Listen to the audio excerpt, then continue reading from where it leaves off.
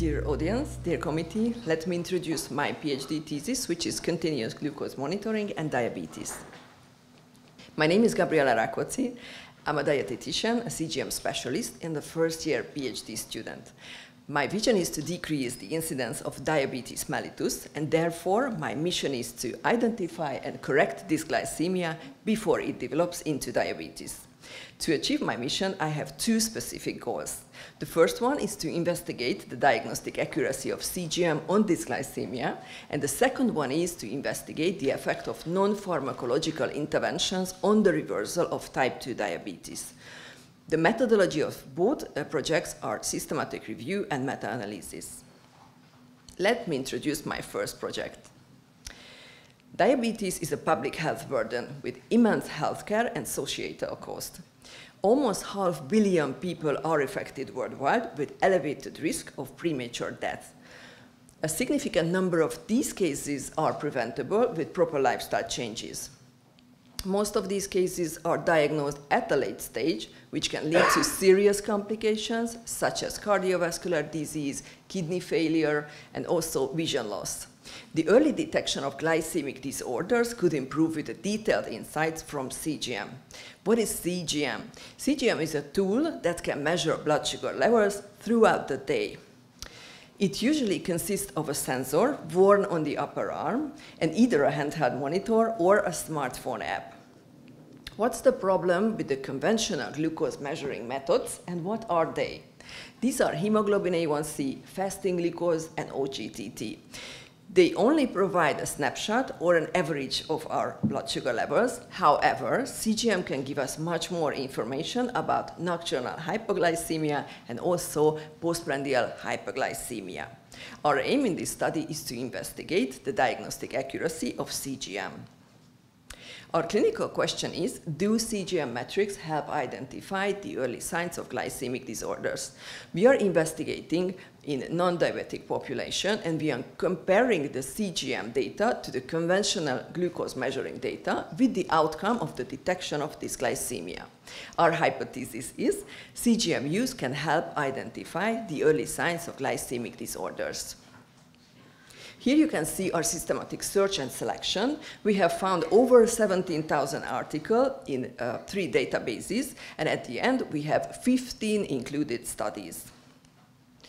On our first figure, you can see the mean difference in MAGE in milligram per deciliter. MAGE is a key metric in CGM data. It represents the average of significant glycemic excursions over time, typically 24 hours. The non-diabetic range for MAGE is 1.2 to 3.3 millimole per liter, which is 20 to 60 milligram per deciliter. For this analysis, we were able to include data of 560 patients from 7 cohort studies. And as you can see, the heterogeneity is quite high. The I-square is 75%. This can come from the fact that we were included the global population, and it is well documented that East Asian population have significant glucose excursion than Caucasian population. But despite this high heterogeneity, it doesn't affect our result. It is well visible that in all articles, the IGT group has higher MAGE level than in the IGT group. The pooled mean difference is 11.07 milligram per deciliter, meaning that in the IGT group, the MAGE level is 11.07 milligram per deciliter higher than in the NGT group. Our result is clinically relevant and mathematically significant, and it suggests that elevated MAGE levels are associated with an increased likelihood of having IGT. On our second figure, you can see the mean difference in TAR in percentage of time. TAR stands for time above range, so we are aiming for normal blood sugar levels, which is 3.9 to 7.8 millimole per liter. It's 70 to 140 milligram per deciliter. For this analysis, we were able to include data of 1,400 patients from 5 cohort studies. And as you can see here also, we have the high heterogeneity. The I-square is 90%, which can come from the same fact that, as I mentioned before, we have global population, and East Asian population react differently than Caucasian population. Here you can also see that this fact does not affect our result. In all articles we have higher TAR levels in the IGT group than in the NGT group. The pooled mean difference is 5.68%, meaning that in the IGT group, the time spent above range is 5.68% higher than in the NGT group. Our result is clinically moderately relevant and mathematically significant, and it suggests that higher time spent above range is associated with an increased likelihood of having IGT. On our next figure, you can see the mean difference in CGM 24-hour in milligram per deciliter. If you remember my two previous figures, those data were able to show the probability of having IGT, but now I will show you the 24-hour CGM, which can be potentially good for diagnosis as well. So here you can see we were able to include data of 550 patients from 7 cohort studies, and the heterogeneity is low, the I-square is 3%. The pooled mean difference is 7.20 milligram per deciliter, meaning that in the IGT group, the 24-hour CGM level is 7.20 milligram per deciliter higher than in the NGT group. Our result is clinically relevant and mathematically significant, and it suggests that elevated 24-hour CGM values are associated with an increased likelihood of having IGT. Of course, we have our strengths and limitations as well. Our strengths are the robust methodology, the large sample size, and that despite high heterogeneity, we have homogeneous results.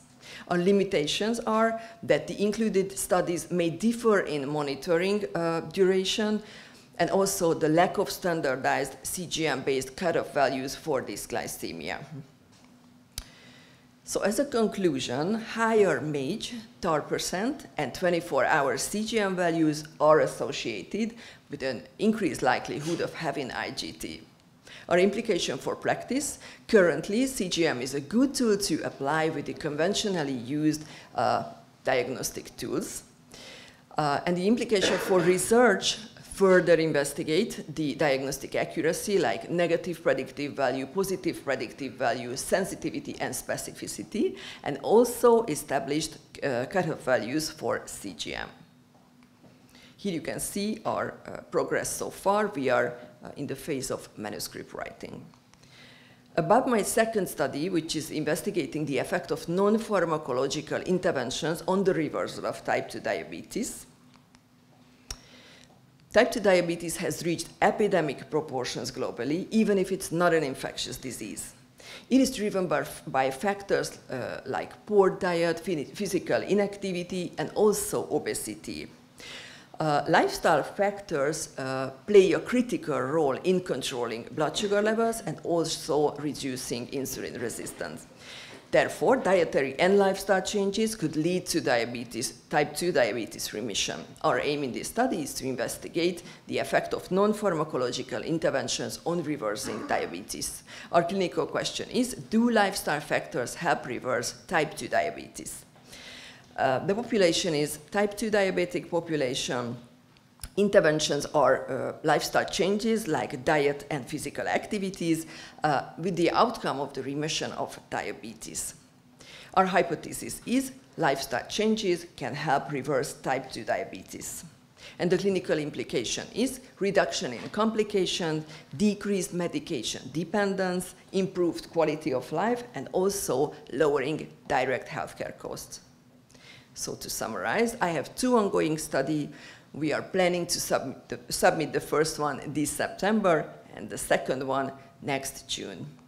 And I'm thanking your attention with my favorite quote: an investment in knowledge always pays the best interest. Thanks for your attention.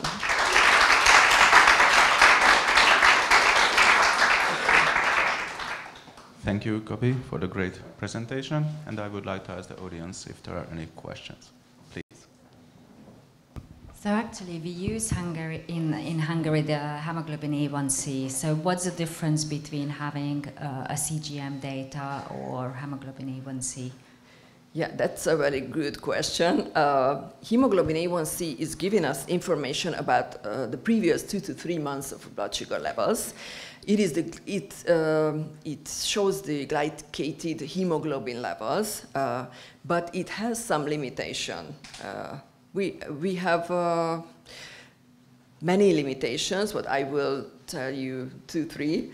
One of the limitations of hemoglobin A1C is that it is easily affected by factors like pregnancy. In pregnancy, hemoglobin A1C levels can be elevated. It is also easily affected by red blood cell turnover. So the lifespan of the red blood cell affects the time that sugar, glucose can attach to hemoglobin, and that's why the hemoglobin A1C level, the A1C level can be elevated, and also the iron deficiency anemia is can be a confounding factor, or yeah, should I say this? We are thinking that in the CGM data we have a lot of good data to maybe compete with hemoglobin A1C. For example, the third figure, as I shown, the 24-hour CGM level is a perfect example for that. Thanks for your question. Thank you very much. Next question, please. In your second project, you mentioned as an intervention, diet and lifestyle. With the diet, which diet are you using? Or is it based on a guideline? Or because there are a lot of diets. Thank you for your question. In our second study, we will include only RCTs, and we have different kind of diets that they are included. We have energy-restricted diets. We have also ketogenic diets. So a whole kind of diets, and we are curious to know which one is the best. And we are also looking for a combination, like diet and exercise, and separately also. So this is what we are looking for in that study. Do you know how many groups, subgroups are you going to do? Or not yet, but we are planning. We are at the planning phase now. Thank you. Thank you. Next question, please. Congratulations, Gabi. I have a question regarding to your second project. You mentioned the outcome is the remission of diabetes. What's the criteria for that? Yes, thank you so much for your question. About the criteria of diabetes, type 2 diabetes remission, according to the ADA from 2021, it means that the hemoglobin A1C is below 6.5%, and it must be measured at least 3 months after cessation of any kind of pharmacotherapy. Thanks for your question. Any other questions? Congratulations on your presentation. I would like to ask if there are so many confounding factors and you would like to introduce, you would like to investigate so many diets and so many things, why don't you think about network analysis? So. Yeah, we were thinking about this also, but we are discussing this. Maybe it will be a network analysis in our second project, you mean? Yes. Sorry. Yes. We were discussing, so it's an option. Thank you. Thank you for your presentation. And how complicated is to use this device? So it is for all the population, easy to use, or I'm not familiar with this device. Yes, it is very easy to use. The application is easy to use, and also the 7 or 14 days is easy to use. You can use it via your phone with an application or with a reader. It's a smart device to read the data. It is for I don't know, for all of the population because it's so easy to use. It is not time consuming. You can live your life together with this, so there's no problem with it. I really, really, really like this tool. That's why I'm doing this study. Yeah, just a very short question. As I know that CGM is not supported in type 2 diabetes yet, so can you find a group of patients that it should be recommended if your findings prove that it's worth examining normal population as well? Yes, thanks for your question. I would recommend the use of CGM for those who are at high risk. I mean, first of all, the patients who has family history, I mean, first degree relatives or kind of family history, and also obese patients, those patients who have PCOS, those patients who have hypertension. These are factors that can contribute to diabetes. So these patients are high-risk patients, and also age is an independent risk factor. So I would recommend it to use after 45-year-old for everybody, at least once a year for a 2-week period. Thank you very much. Thank you. Okay, I also have a question. First of all, regarding your CGM metrics, how uniform are these metrics? When we talk about what you mentioned, the same thing is meant everywhere in the world, or do we have some heterogeneity in the definition of these? No, it's the same around the world. We have 3 CGM tools that is accepted by the ADA and European authorities as well. And in our studies and everywhere, we are using these 3 tools, which are the most accurate. Yes, I think it's super important. And since when does this method exist?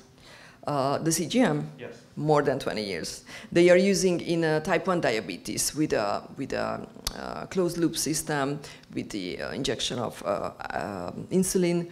But now we are trying to get familiar with this tool in a healthy population as well as prevention. Just one more question. You mentioned that the monitoring duration is a limitation. Yes. How does it affect your investigation, your outcomes? The shorter the monitoring duration, the more confounding should be the result, because think about we monitor 3 days or 14 days. If in these 3 days the patient have any kind of infection, those data will be affected by this infection, but a longer duration is giving a best result. Okay, so what would be your recommendation for a standard duration? 2 weeks, 14 2 weeks. days, yeah. Thank you very much.